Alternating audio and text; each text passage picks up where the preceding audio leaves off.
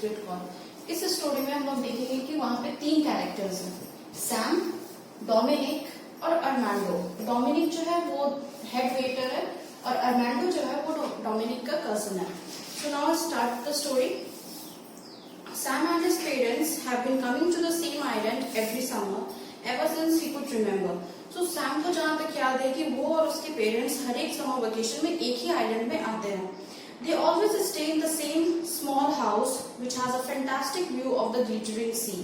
The first evening back on the island, Sam and his family decide to go out to their favorite island restaurant, Ocean. While they are eating dinner, Dominic, the head waiter, tells them about his cousin Armando. So हम लोग इस story में देखते हैं कि ऐसे शुरुआत होती है कि सैम और उसके पेरेंट्स सेम आइलैंड में जाते हैं और वहां पे वो लोग उसी घर में रहते हैं, उसी छोटे से घर में जहां से उसको सी का बहुत ही अच्छा सा चमचमाता हुआ व्यू मिलता है। और फिर वो लोग शाम के टाइम पे उसी अपने फेवरेट आइलैंड रेस्टोरेंट जिसका नाम है ओशियन, वहां पे जाते हैं। तो वहां देखते हैं कि जो हेड वेटर है डोमिनिक, वो अर्मांडो के बारे में उन लोगों को बताते हैं। और वो लोग क्या बताते हैं कि he says that Armando has a boat and can take Sam swimming with the dolphins. Armando even has a secret call that brings the dolphins to him. Sam is very excited to hear this. The next day, Sam's family takes him to meet Armando. Will Sam get to swim with the dolphins? We want to find out. So Dominic, Sam और उसके parents को क्या बताते हैं Armando के बारे में कि अर्मांडो के पास बोट है और जिससे वो सैम को लेकर के डॉल्फिन्स के पास सी में जा सकता है। और उसके बाद अर्मांडो के पास एक सीक्रेट कॉल भी है जिससे कि मतलब वो डॉल्फिन्स को बुला सकता है। डॉल्फिन्स उसकी बात सुनते हैं और वो डॉल्फिन्स अपीयर हो जाते हैं अगर वो उसको बुलाता है तो। सो हम लोग इस स्टोरी में ये देखेंगे कि सैम का फैमिली उसको अर्मांडो से मिलने के लिए ले जाते हैं और फिर क्या सैम को डॉल्फिन्स के साथ स्विम करने का मौका मिलता है। It was time to go. Sam waved goodbye to his family as the little boat chucked out to sea. So अब जाने का वक्त था। सैम के जो पेरेंट्स हैं वो सैम को अर्मांडो के पास ले आते हैं। अर्मांडो और सैम दोनों बोट पे चढ़ जाते हैं और वो लोग सी की तरफ चले जाते हैं।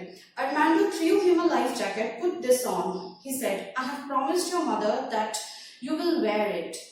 So अर्मांडो जो है वो सैम को एक लाइफ जैकेट देता है और बोलता है कि इसको पहन लो, मैंने तुम्हारी मम्मी को प्रॉमिस किया था कि तुम इसे पहनोगे।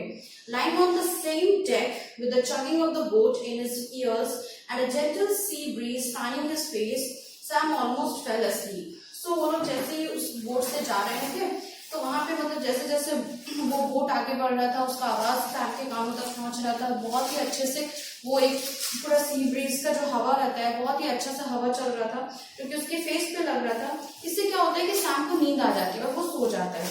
Eight last Armando's voice brought him wide awake और अर्मांडो फिर उसको जब आवाज देता है तो वो फिर जाग जाता है। Okay Sam, we here now. Yes, he help me drop the anchor please. Armando and Sam dragged the heavy anchor to the side of the boat and then heaved it into the water. अब क्या होता है कि वो लोग वहां पे जो उनका पोजीशन होता है, जो जगह होता है वहां पे वो लोग पहुंच जाते हैं। Armando and Sam dragged the heavy anchor to the side of the boat and then heaved into the water. वो लोग क्या करते हैं कि बोट को साइड में करते हैं और फिर वहां पे वाटर में जाते हैं। Now we whistle for the dolphins. अब अर्मांडो उसको सिखा रहा है कि वो विसल कैसे करता है जिससे कि डॉल्फिन्स आ जाते हैं। Armando put his thumbs together and blew thinly through the gap between them. Armando अपने थंब को वहां मुंह में रखते हैं और उसके बाद फिर जोर से विसल करता है। A strange noise came out halfway between a whistle and the hoot of an owl. मतलब ऐसा आवाज आता है जैसे कि वो आधा आवाज रहता है विसल का और आधा रहता है जो आउल हूट करता है, आउल का जो आवाज रहता है वो वाला। Sam copied Armando exactly, but when he blew, no sound came out at all. लेकिन सैम क्या करता है कि वो उस अर्मांडो की तरह ही कॉपी करके बजाने का कोशिश करता है, लेकिन फिर जब वो बजाता है तो बिल्कुल भी वैसा नहीं आता है, कोई भी आवाज नहीं आती है। I tell you, it is difficult, laughed Armando. तो इसी बात पे अर्मांडो बोलते हैं कि मैंने तो तुम्हें कहा ही था, ये बहुत ही डिफिकल्ट है। He made the same strange whistling noise again. और फिर से अर्मांडो सेम नॉइज फिर से निकालता है। Look, cried Armando, pointing, here they come. और जैसे ही वो सेकेंड बार विसल करता है तो वहां पे डॉल्फिन्स आ जाते हैं। तो वही वो दिखाता है सैम को कि देखो ये आवाज सुन करके डॉल्फिन्स आ गए हैं।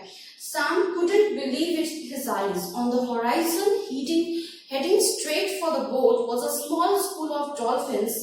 There were about 12 of them and they were leaping through the water and crisscrossing each other. और इस चीज को देख करके सैम बिलीव ही नहीं कर पाता है अपने आंखों पे कि वो वाकई उस चीज को देख रहा था कि जैसे उसने देखा कि जहां पे बोट रखा हुआ था बोट के सामने ही बहुत सारे डॉल्फिन्स अपीयर हो जाते हैं, बहुत सारे डॉल्फिन्स आ जाते हैं, कम से कम उसमें 12 थे और वो सभी जो होते हैं कि ऊपर से पूरा छलांग लगा रहे थे पानी में, एक दूसरे को क्रिस क्रॉस कर रहे थे. Now I show you something said Armando. Armando threw a fish out of the boat and a dolphin leapt into the air and caught it. और उसके बाद अर्मांडो बोलते हैं कि मैं तुम्हें कुछ दिखाता हूँ. वो अपने बोट से एक मछली को उठाता है और डॉल्फिन्स की तरफ हवा में फेंकता है और देखते हैं कि एक डॉल्फिन उड़ के हवा से मतलब जोर से छलांग लगा के उस मछली को पकड़ लेता है. Please please may I swim with them bagged Sam. तो सैम बोलते हैं कि क्या मैं उन सब के साथ मतलब तैर सकता हूँ please. Sure, jump right in, laughed Armando. So Sam dove into the water. A few dolphins leaped through the air, then dived just below the surface while Sam swam alongside. The other dolphins swam close by as if trying to catch them. It was the most amazing game Sam had ever played. So क्या होता है कि वहां पे फिर Sam पूछते हैं कि क्या मैं उसके साथ डॉल्फिन्स के साथ वहां पे तैर सकता हूँ. तो फिर वो अर्मांडो बोलते हैं हाँ श्योर तुम जाओ अगर तुम्हें तैरना है तो. फिर क्या करते हैं कि सैम वहां पे चला जाता है और डॉल्फिन्स के बीच में जाकर के अच्छे से स्विम करता है और उससे ज्यादा मजेदार गेम उसने आज तक लाइफ में अपना नहीं खेला होगा. He swam and played with the dolphins for a long time. काफी समय तक वो डॉल्फिन्स के साथ स्विम करते रहता है, खेलते रहता है until he finally heard Armando's voice from the boat. जब तक कि अर्मांडो फिर से उससे आवाज नहीं देता कि वापस आ जाओ.